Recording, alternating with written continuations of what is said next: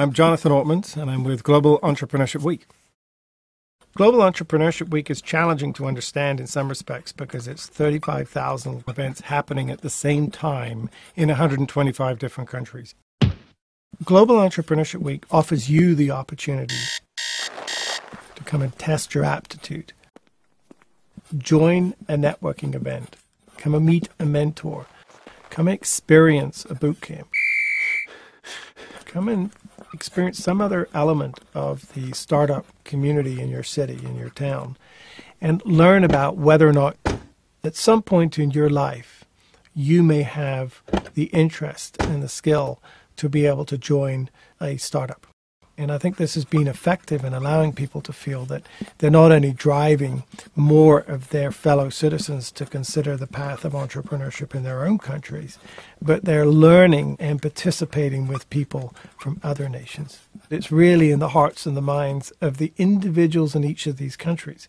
There's a way that now we think entrepreneurs might be the force for change in their countries for things beyond just economic change, that they can actually make the world a better place.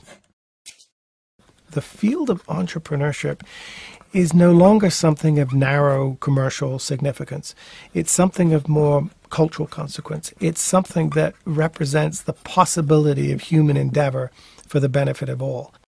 The globalization of startup communities actually gives the world a much better chance at solving some of the intractable challenges of the decades past. So in a sense, we see more citizens trying their hand at helping the world innovate its way out of its challenges. The world needs more entrepreneurs. It's a question of inspiring more people to recognize that it's more important to the future of their societies than they previously recognized. Global Entrepreneurship Week is an idea bigger than all of the communities that make it up, and it represents something that we can all aspire to, which is to be part of one global community of people ferreting out better ways of doing things and improving the lives of our citizens. Welcome, Georgia, to Global Entrepreneurship Week, and thank you for taking a look at our new sketchbook. You know, as we develop now this campaign in 128 countries, we've had to use technology a lot more to be joining the various communities that are engaging in our global campaign to support entrepreneurs and to get more citizens of our countries ferreting out better ways of doing things. I wanted to briefly say welcome to Global Entrepreneurship Week to all of you in Georgia, and to send you also another short sketch. You know, at the Kauffman Foundation, we're really trying to understand a little more about the science of startups. What makes them succeed? What makes them grow? How do we help them more effectively? There's many people trying to help entrepreneurs. We need to find more prudent ways of doing it. And there's a few things we're learning. We're learning, for example, that it's important that new firms remain as lean as long as they can and take as little outside capital as they possibly can for as long as they can. We're learning that networks are ever so important, perhaps more important than anything else, as a path towards finding investors, finding individuals with unique knowledge of industries that can help a new entrant into the marketplace who wants to come in with a disruptive idea, turn it into an innovation. And we're learning also that it's vital that entrepreneurs understand that this is a social experience. It's about teams. It's not about individuals anymore. It's not about institutions or governments. It's about bottom-up teams of individuals going through a process of what we call co-founder dating, finding the right people with the right skill sets and the right temperaments, and marrying themselves together for the purposes of birthing the new, of creating a new idea, putting it into the marketplace. So we look at these lessons and we say, what can we do to help foster all of this? And at the end of the day, I think there's one message we wanted to leave you with today. And that is, it's vital that you build healthy, robust startup communities, that they occur in neighborhoods and in boroughs rather than in cities or in counties. They could need to be as local as possible. And we think it's ever so important that we look at these communities is being created and driven and led by the entrepreneurs themselves. And to leave you with a parting sketch, I wanted to turn to my colleague Brad Feld.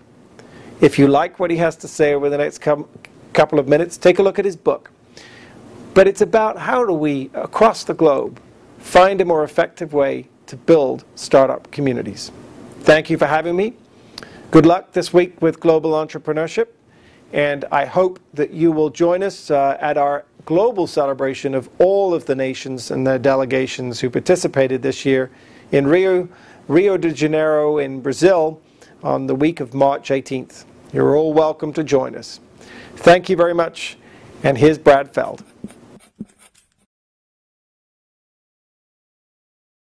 I'm Brad Feld, a partner at Foundry Group, the venture capital firm in Boulder, Colorado. If you go back to the industrial era, everything ran in a hierarchy. Businesses had a boss, and people worked for the boss, and you worked your way up the hierarchy. As we evolved from industrial society to information society, we started to see some changes. In entrepreneurship, especially at the very early stages, there is no hierarchy. If the hierarchy tries to drive the startup community, it essentially stifles it. The hierarchy is really collapsing, and many, many, many more aspects of what we do are behaving as a network. This was the starting point for thinking about how startup communities evolve. What I came to was a thesis that I call the Boulder thesis that has 4 parts, and those 4 parts are essential for a sustainable, vibrant startup community anywhere in the world. First, it has to be led by entrepreneurs. I define the universe into 2 categories of people, leaders and feeders. The leaders in this context are entrepreneurs, and the feeders are everyone else that participates in the startup community. University, government, venture capital investors, angel investors, service providers, lawyers, accountants, etc. The feeders have very important roles.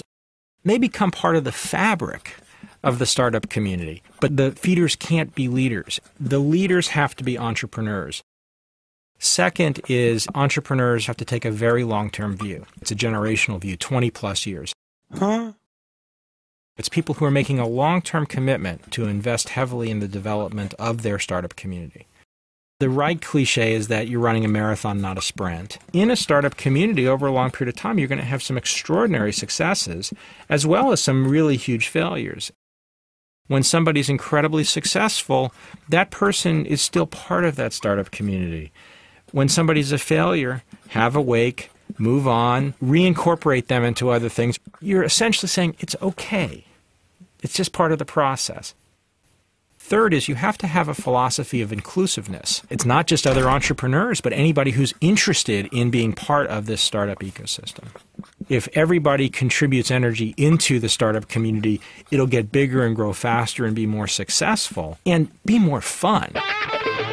And the fourth is you have to have activities and events that engage the entire entrepreneurial stack. Those activities and events need to be more substantive than an award dinner or a cocktail party.